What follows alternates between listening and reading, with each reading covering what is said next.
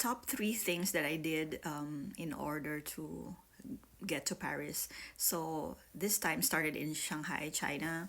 I studied in Paris previously, like about 10 years ago, when this time I thought, you know what, I want to go back to Paris again if I had the chance, maybe to take masters, maybe to look for a job. I don't know. I just want to live in Paris. I just knew, you know. And I will include more of this story like later on if you're interested. But anyway, so the top three things that I did. Number one, I pretended I'm already in France. So of course I lived in France already. I have some ideas. No, I didn't surround myself with cheese and baguette. I should have, you know. But I started buying French fashion magazines on the reg, like every month. I would buy them from the foreign language bookstore in Shanghai. We had those. And I would scatter them in my room, you know, and like pretend I'm already living in France. Second, you know, my surroundings should sound French. So either I'm playing French music. I like Kyo, by the way.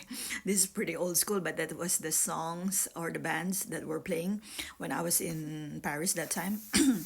And then I also played some French news, you know. I wasn't really paying attention to them. I was just like, it's just in the background, you know. And then I watched Catherine and Lillian because I knew I had to be familiar with the conversation.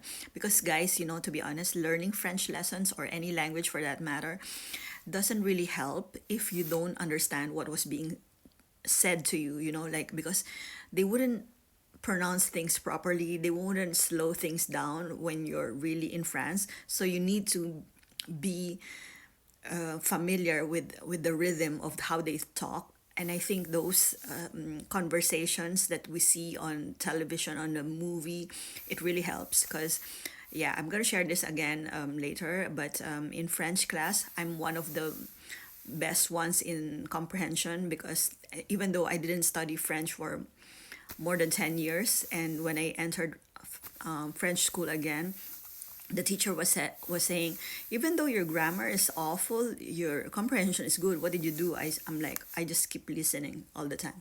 So there's that. So one, pretended to that I'm already there. Number two, I spoke about it. When people ask me, you know, people talk about their problems all the time. Is that really what you wanna attract? Me, I talk about France all the time. Oh, I'm coming to France. I'm not sure and I don't know how it will happen, but I'm like, that's what I wanted.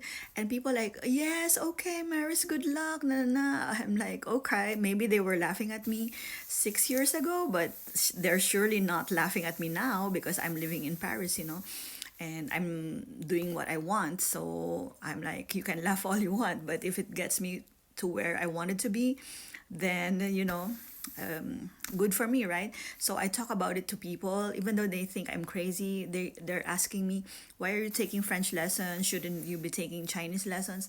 I'm like, well, I would like to take Chinese lessons, but I want to improve my French first because I already have a base.